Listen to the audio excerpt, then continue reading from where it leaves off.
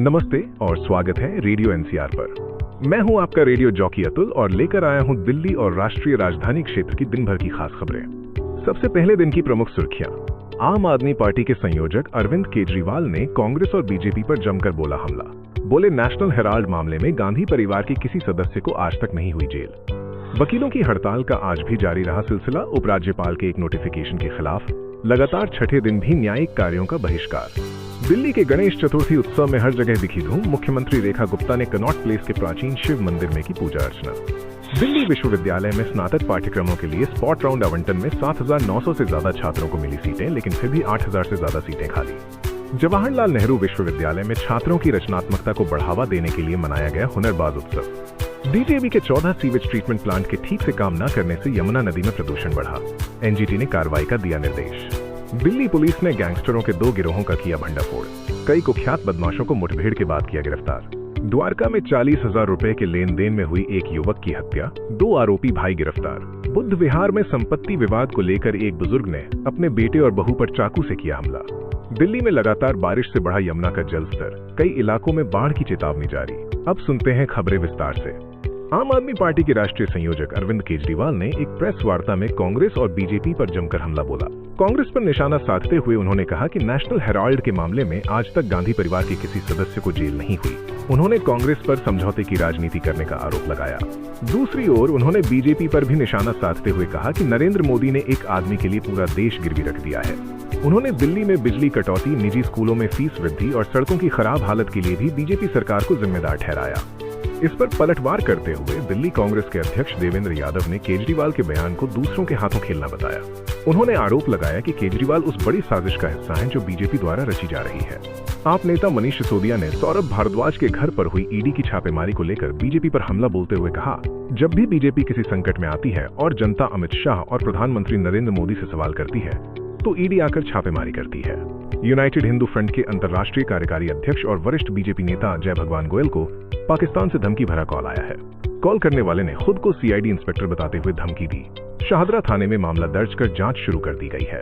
वकीलों की हड़ताल आज छठे दिन भी जारी रही। दिल्ली के वकील उपराज्यपाल के एक नोटिफिकेशन के खिलाफ न्यायिक बहिष्कार कर रहे हैं, जिसमें पुलिस थानों में वीडियो कॉन्फ्रेंसिंग के जरिए गवाही देने की अनुमति दी गई है।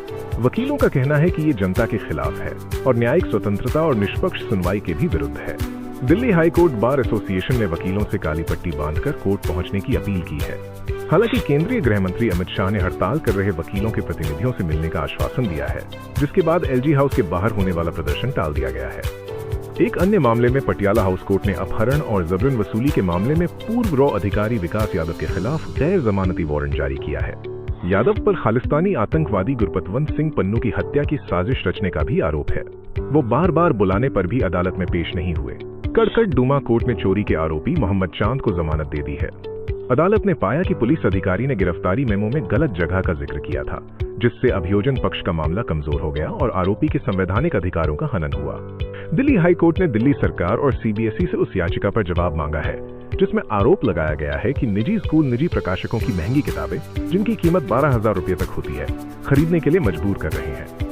याचिका में कहा गया है कि यह आर्थिक रूप से कमजोर वर्ग के छात्रों का व्यवस्थित बहिष्कार है, क्योंकि दिल्ली सरकार केवल 5,000 रुपये प्रति वर्ष की प्रतिपूर्ति देती है, जबकि एनसीईआरटी की किताबें 700 रुपये से कम में उपलब्ध है।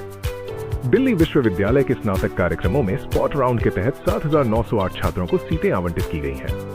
हालांकि अभी भी 8,000 से ज्यादा सीटें खाली हैं, जिनमें आरक्षित वर्ग की सीटें अधिक हैं।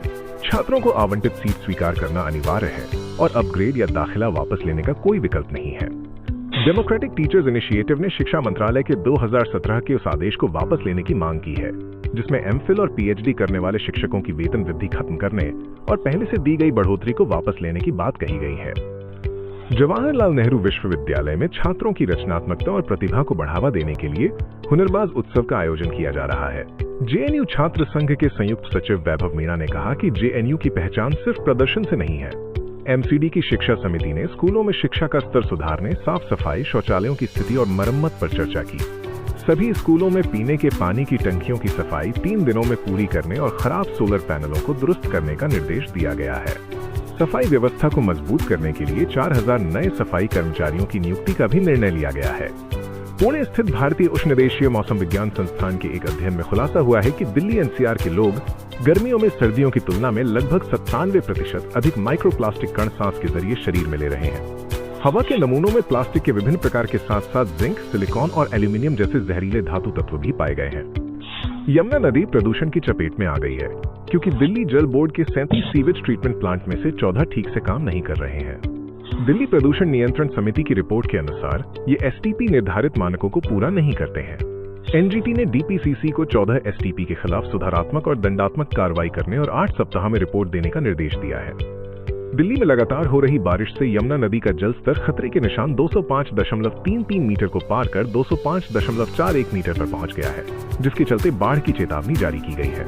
प्रशासन ने राहत और बचाव कार्य की तैयारी कर ली है और निचले इलाकों में रहने वाले लोगों को सतर्क रहने की सलाह दी गई है। दिल्ली और एनसीआर में लगातार बारिश के कारण कई सड़कों पर जलभराव और ट्रैफिक जाम की समस्याएं देखी गईं, खासकर आईटीओ, कनॉट प्लेस, आश्रम और द्वारका जैसे इलाकों में। अगस्त में सामान्य से 61% अधिक बारिश दर्ज की गई है। दिल्ली पुलिस की स्पेशल सेल ने न्यू अशोक नगर में मुठभेड़ के बाद रोहित गोदारा गैंग के 2 बदमाशों कार्तिक जाखड़ और कविश को गिरफ्तार किया है। एक बदमाश के पैर में गोली लगी है। ये दोनों बदमाश यूएस में बैठे गैंगस्टर हैरी बॉक्सर से जुड़े हैं और इनके खिलाफ आधा दर्जन से अधिक मामले दर्ज हैं। उत्तर पश्चिम दिल्ली के केशवपुरम इलाके में पुलिस मुठभेड़ के बाद गला घोटू गिरोह के 2 बदमाश राजू उर्फ अजय उर्फ कंगारू और रवि उर्फ गोटिया को गिरफ्तार किया गया। राजू के पैर में गोली लगी है। इन पर चोरी, आर्म्स एक्ट, डकैती और छीना झपटी सहित 19 मामले दर्ज हैं। कल्याणपुरी में गिरी जेवर महल के मालिक से गैंगस्टर लॉरेंस बिश्नोई के नाम पर 25 लाख रुपए की रंगदारी मांगने के आरोप में पंजाब से 3 बदमाशों को गिरफ्तार किया गया है। ये रंगदारी बहरीन में रह रहे बिश्नोई के करीबी शेरू के कहने पर मांगी गई थी। पूर्वी दिल्ली के मंडावली इलाके में एक गणेश पंडाल के पास एक युवक की चाकू से गोदकर हत्या कर दी गई है। मृतक की शिनाख्त नहीं हो पाई है। द्वारका के बाबा हरिदास नगर थाना इलाके में उधार दिए गए 40,000 रुपए वापस मांगने के दौरान हुई कहासुनी में थप्पड़ मारने से गंगा राय नामक युवक की मौत हो गई। पुलिस ने 2 आरोपी भाइयों रंजीत यादव और रामू यादव को गिरफ्तार किया है। ईस्ट विनोद नगर में कारोबारी संजय चावला पर उधार दिए रुपए मांगने पर गोली चलाई गई। पुलिस ने मुख्य आरोपी तोशन मलिक उर्फ अज्जू, प्रशांत, उस्मान और एक नाबालिग को गिरफ्तार किया है। दिल्ली पुलिस की बाहरी उत्तरी जिला पुलिस ने मानव तस्करी के एक बड़े गिरोह का भंडाफोड़ करते हुए 4 आरोपियों को गिरफ्तार किया है। इस गिरोह ने 2 वर्षों में 500 से अधिक लोगों की तस्करी की है। खासकर रेलवे स्टेशनों पर कमजोर नाबालिगों और मजदूरों को निशाना बनाकर उन्हें जम्मू कश्मीर भेजकर बंधुआ मजदूरी कराई जाती थी। दिल्ली पुलिस की एंटी ऑटो थेफ्ट स्क्वाड ने एक अंतर्राष्ट्रीय लग्जरी कार चोरी रैकेट का पर्दाफाश किया है। ये गिरोह दुबई से बैठे एक तकनीकी विशेषज्ञ की मदद से हाईटेक तरीकों से कारों की सुरक्षा को तोड़ता था। गिरोह के सरगना अमरीक सिंह को अमृतसर से 100 किलोमीटर तक पीछा करने के बाद पकड़ा गया, जिसके खिलाफ पहले से 9 आपराधिक मामले दर्ज हैं। दिल्ली के बुद्ध विहार इलाके में संपत्ति विवाद को लेकर एक 68 वर्षीय बुजुर्ग उमेश गुप्ता ने अपने बेटे राजेश और बहू रिंकी पर चाकू से हमला कर दिया। आरोपी को गिरफ्तार कर लिया गया है। तो ये थी आज दिन भर की प्रमुख खबरें। कल फिर मिलेंगे नए अपडेट्स के साथ। नमस्कार, शुभ रात्रि।